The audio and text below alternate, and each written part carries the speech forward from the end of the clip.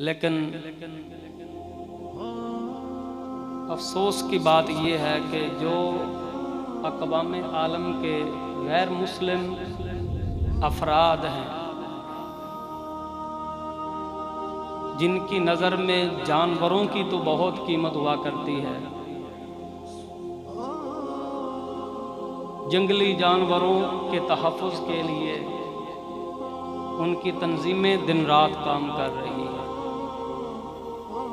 افسوس سے کہنا پڑتا ہے کہ ان کی نظر میں انسانیت کی قدر و قیمت نظر نہیں آتی، انسانیت کی بھلائی اور بہتری کے لیے ان کا کوشاں ہونا نظر نہیں آتا۔ کئی ایسی جماعتیں ہیں اور گروہ ہیں، تنظیمات ہیں جو انسانی حقوق کا نام تو فقط لیتے ہیں،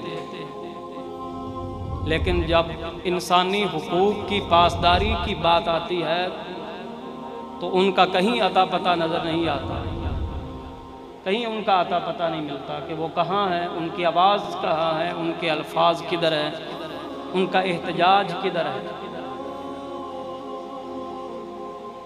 تو یہ منافقت اور جانبداری اور اس منافقت کے پردوں کے اندر اپنے آپ کو رکھ کر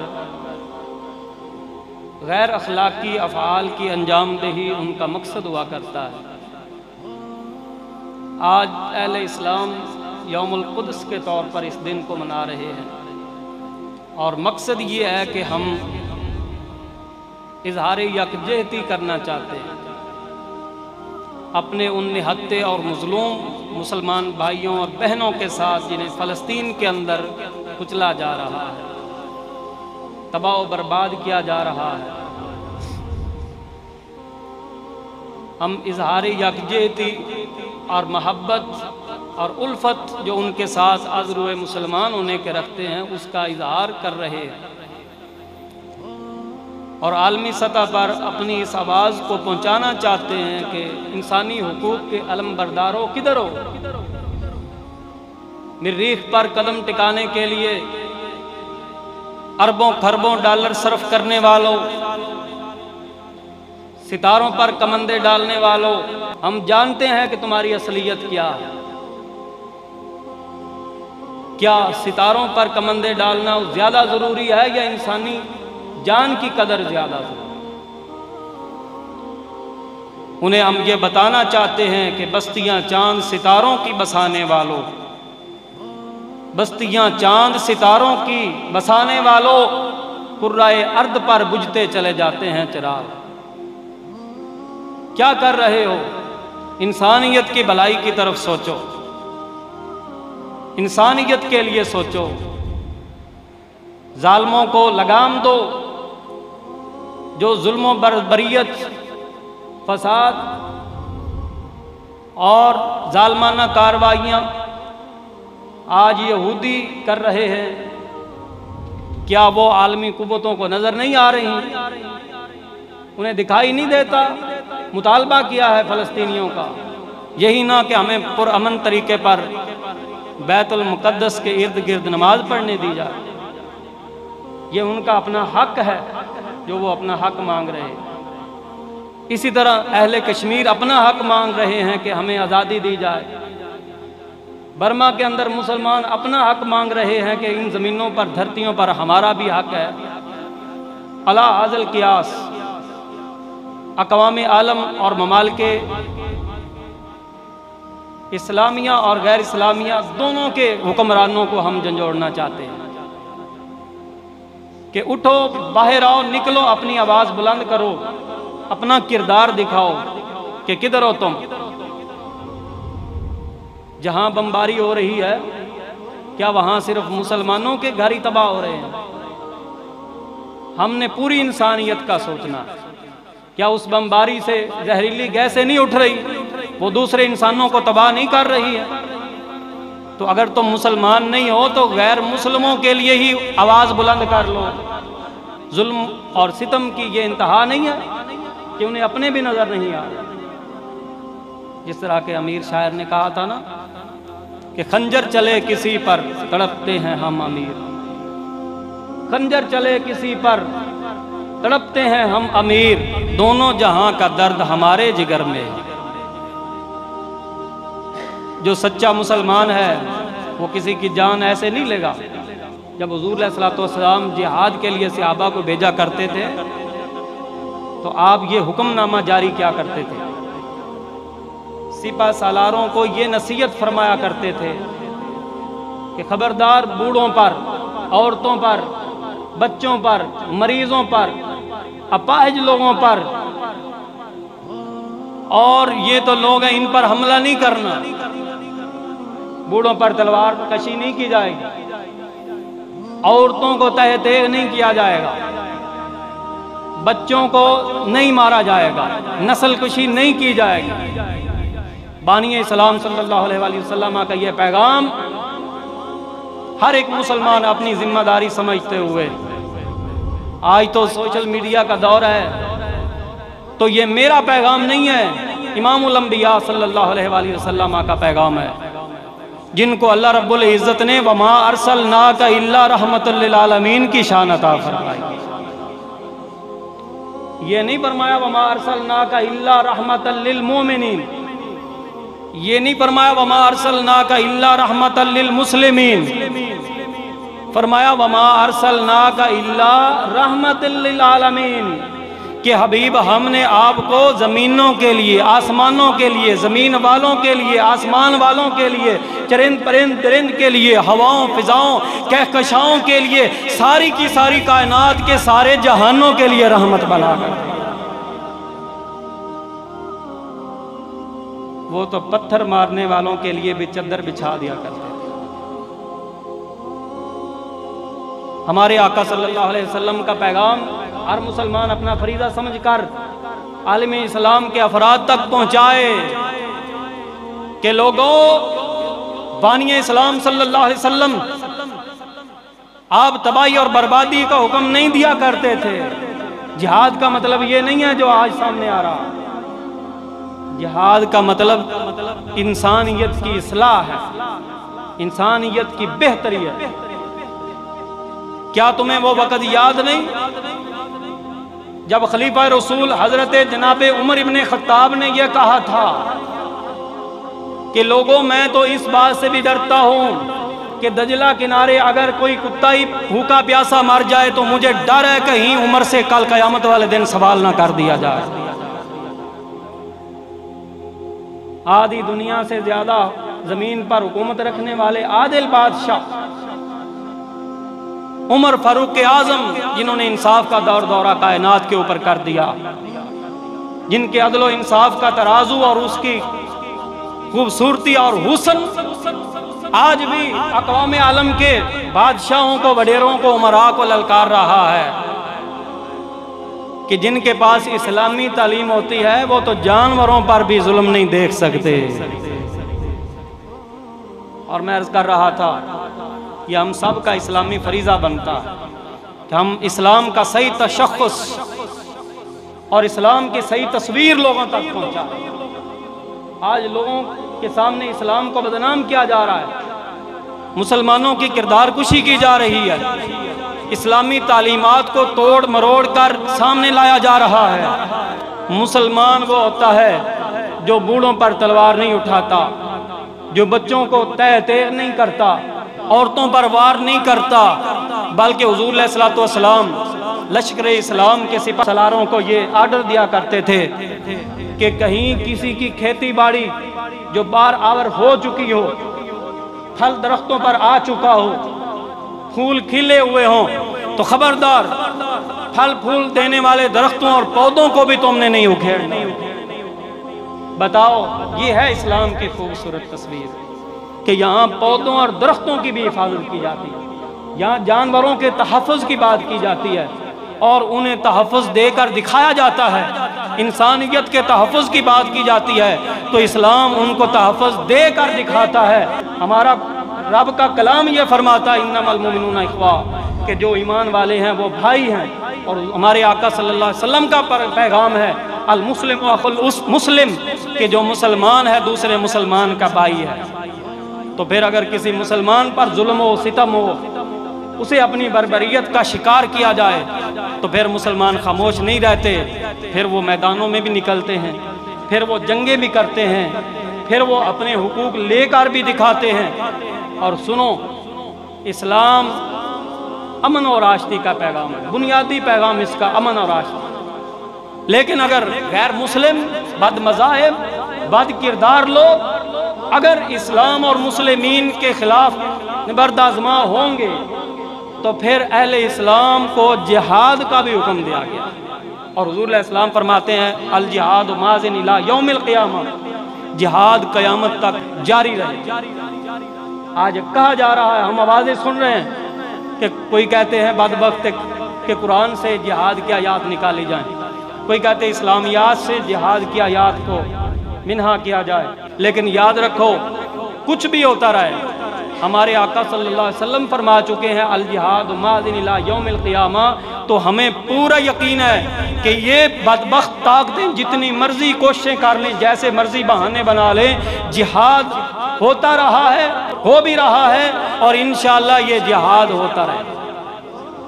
اور جہاد کے ذریعے مجاہدین اسلام جو سچے مجاہدین ہیں، جو انسانیت کے اوپر ظلم نہیں کرتے، بلکہ میں عرض کر چکا ہوں بیل بوٹے اور درخت نہیں اکھاڑتے، کمزوروں کا خیال رکھتے ہیں، اپائدوں کا خیال رکھتے ہیں، نبینوں کا خیال رکھتے ہیں، عورتوں پر تلوار نہیں اٹھاتے، بچوں کا استحصال نہیں کرتے، تو پھر واضح ہو گیا کہ اسلامی جہاد کا مطلب انسانیت کی بھلائی اور بہتری ہے۔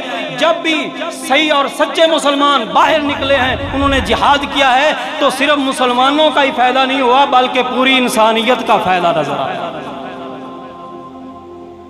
کیا وہ وقت بھول گئے ہو جب ایک غیر مسلم عورت کو حضور علیہ السلام کے سامنے پیش کیا گیا؟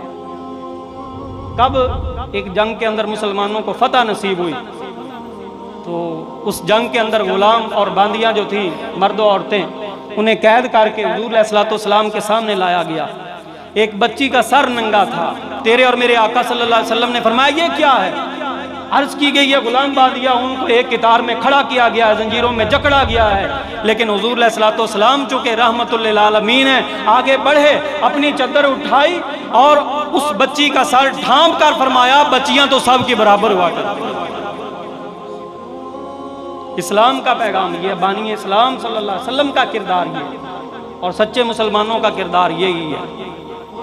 آج کا جمعہ کا دن اور یہ ہمارا اقوام عالم کے سامنے ان اپنے نہتے اور مظلوم مسلمانوں کے ساتھ اظہار یکجہتی کرنا، اس کے اندر ہمارا یہ پیغام نوٹ کیا جائے، ہم انسانیت کے دشمن نہیں ہیں، ہم ظلم کے خلاف جاتے ہیں، بربریت کے خلاف کھڑے ہوتے ہیں، ہم تشدد کے خلاف کھڑے ہوتے ہیں، تعصب کے خلاف کھڑے ہوتے ہیں، ہم تکبر کے خلاف کھڑے ہوتے ہیں، جو بڑائی کا اعلان کرتے ہیں ہم ان کے خلاف کھڑے ہوتے ہیں کہ آؤ اللہ رسول کی بات مانو، رسول اللہ صلی اللہ علیہ وسلم کا پیغام پھیلاؤ، ہر کسی کے لیے امن کا پیغام دو، ہر کسی کو امن دو، ہر کسی کو محبت دو، انسانیت کا بھلا سوچو، انسانیت کی خیر خواہی چاہو، اور انسان سچا ہوتا ہی وہ جو دوسرے انسان کی خیر خواہی چاہتا۔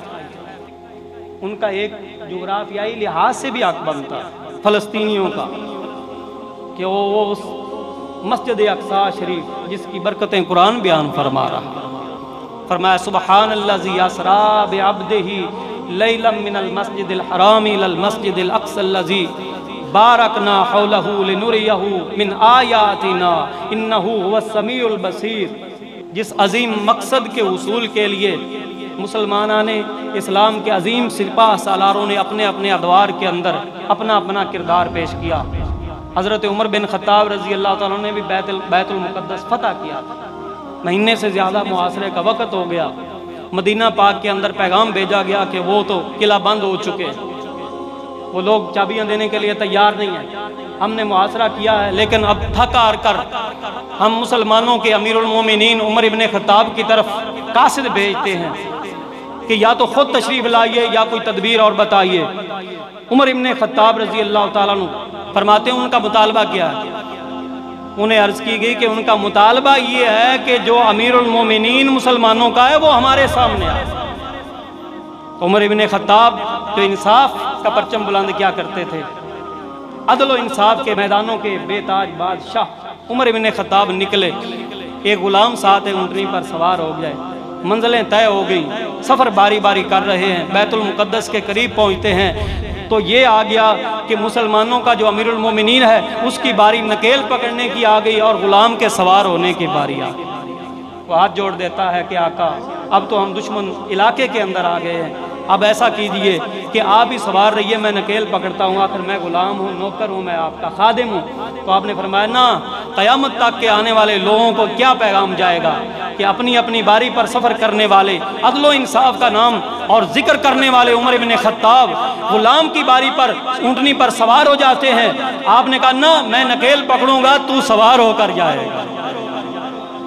अब फसीलों पर बैठे किला बंद लोग ऊपर से देख रहे हैं कि तो मुसलमानों के कमांडर इन चीफ से पूछते हैं कि बताओ अमीरुल मोमिनीन कौन है जो सवारी पर सवार हैं, जो नकेल पकड़ कर आ रहे हैं। उन्होंने कहा हमारे अमीरुल मोमिनीन वो हैं जो खादिमाना सूरत के अंदर आ रहे हैं, जो सवारी पर सवार है वो नौकर है, वो गुलाम है। अल्लाह अकबर कबीरा। देखिए किस शान से उम्मत का इमाम आता है, खुद तो पैदल है, सवारी पे गुलाम आता है।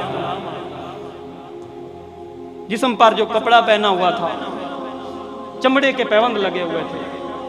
उन्होंने अब ये सारी निशानियां देखी और तसल्ली कर ली तो चाबियां अपने आप बगैर जंग के वापस कर दी, जंग किए बगैर चाबियां दे दी और ये कहा कि मुसलमानों, एक महीना किया, एक साल भी, एक सदी भी तुम मुहासरा किए रखते, अगर मुसलमानों के अमीरुल मोमिनीन की ये निशानियां जब तक हमें नजर ना आती हम चाबियां ना देते, क्योंकि हमने किताबों में पढ़ा है जो बैतुल मुक़द्दस को फतह करेगा वो इतना आदिल बादशाह होगा कि सवारी पर खुद सवार नहीं होगा, गुलाम को सवार करके।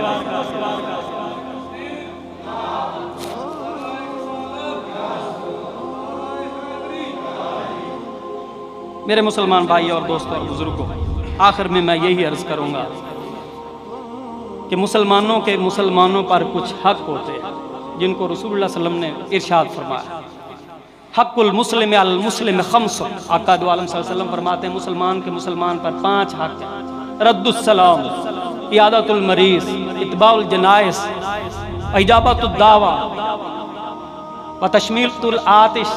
और कमा क़ाला रसूलुल्लाह सल्लल्लाहु अलैहि वसल्लम, फरमाया कोई सलाम दे तो उसका जवाब देना मुसलमान पर हक और लाजिम हो जाए। एक मुसलमान सलाम कहे तो दूसरे पर उसका जवाब देना लाजिम हो जाता है। 5 हक है मुसलमान के मुसलमान पर। पहला क्या है? रद्दुस सलाम, जब कोई सलाम दे तो उसका जवाब देना लाजिम होता है। हक़्क़ुन का माना लाजिम होता है, उस पर लाजिम हो गया है कि वो उसके सलाम का उसे जवाब दे। इयादतुल मरीज़, अगर कोई मुसलमान बीमार हो जाए दूसरा मुसलमान उसकी इयादत करे, ये तंदुरुस्त पर लाजिम है कि मरीज मुसलमान की इयादत करे। इत्बाउल जनाइज़, तीसरा हक ये है कि अगर कोई फौत हो जाए मुसलमान तो दूसरा मुसलमान जो जिंदा है उस पर हक है कि वो उसके जनाजे के साथ जाए, उसके जनाजे के साथ जाए, उस पर नमाज जनाजा पढ़े। और चौथा हक क्या है? फरमाया इजाबतुद दावा, जब कोई किसी को बुलाए तो उसकी दावत पर लब्बैक कहना, ये उस पर हक है मुसलमानों में। एक मुसलमान पर दूसरे मुसलमान का हक क्या है? इजाबतुद दावा, कि बुलाए तो उसके बुलाए पर लब्बैक कहे। 5वां हक क्या है?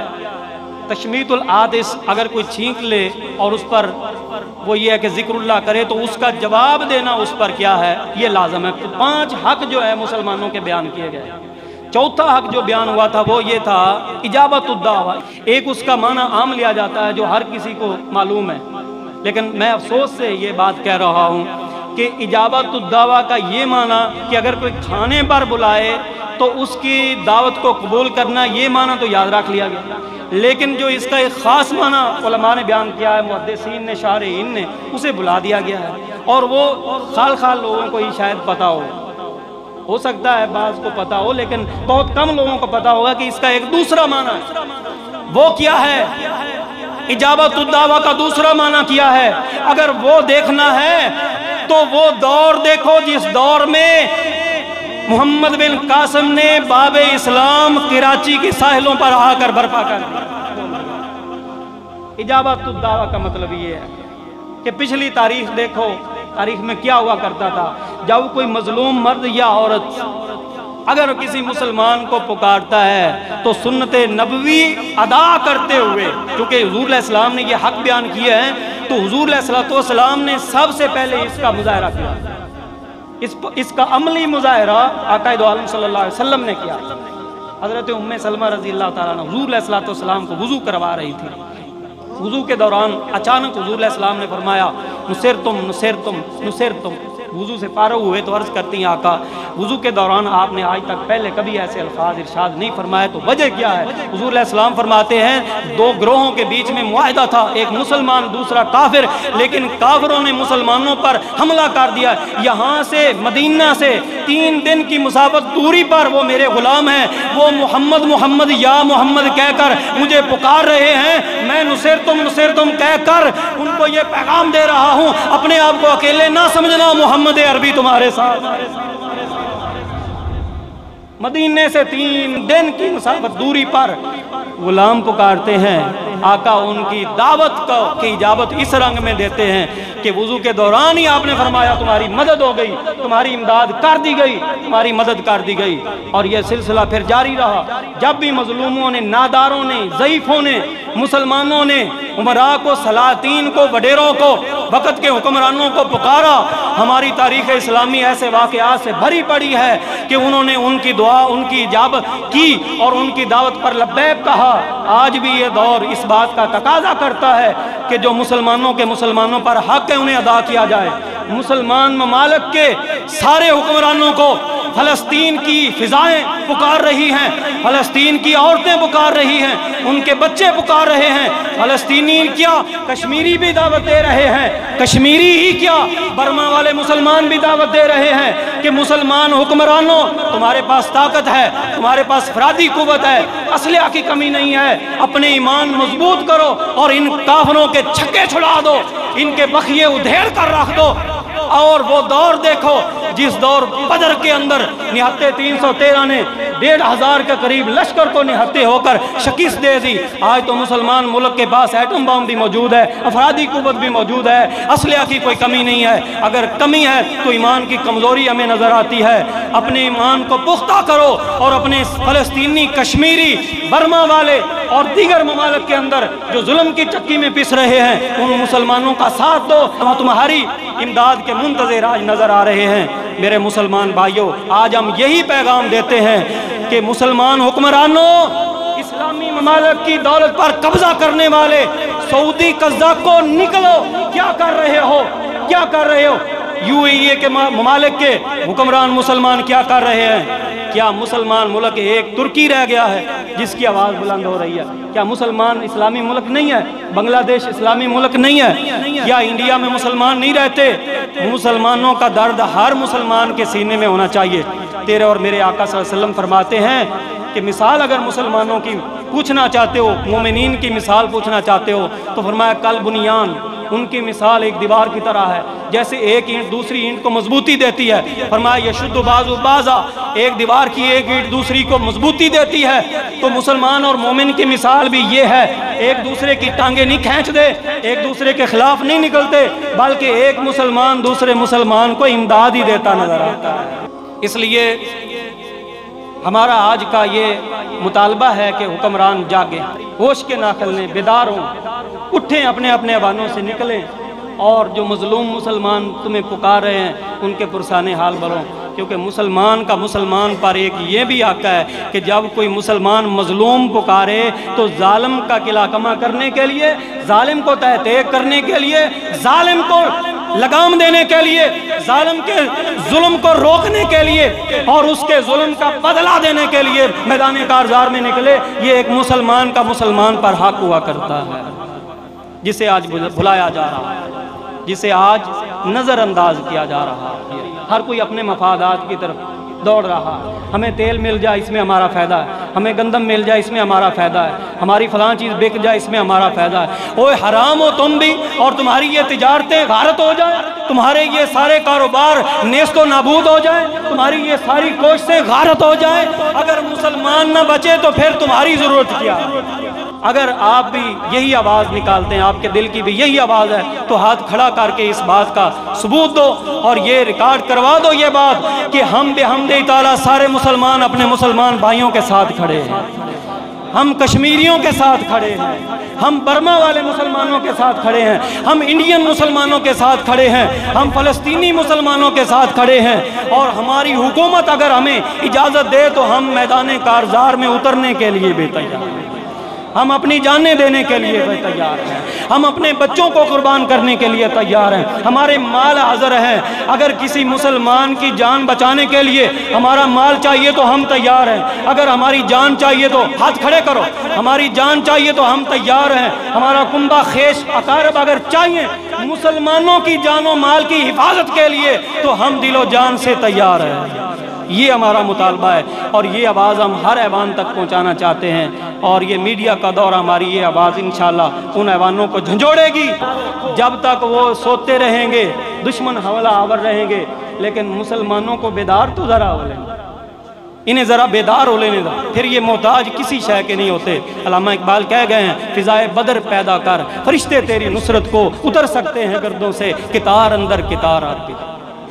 اگر ملائکہ کی امداد چاہیے تو پھر ہمیں ایٹم بم پر نظر نہیں کرنی ہے، اللہ کی رحمت پر نظر ہے، اس کی امداد کو ہم نے پکارنا ہے، اور وہ مسلمانوں کو ہر دور میں ملی ہے، آج بھی ملے گی۔ اٹھو، کھڑے ہو جاؤ اور اپنے فلسطینی بھائیوں کا ساتھ دو۔ اللہ رب العزت ہماری یہ کاوش جو ہم نے زبانی کی ہے قبول فرمائے، اور عملی طور پر ہمیں بھی کاوش کرنے کی توفیق عطا فرمائے، آمین ثم آمین۔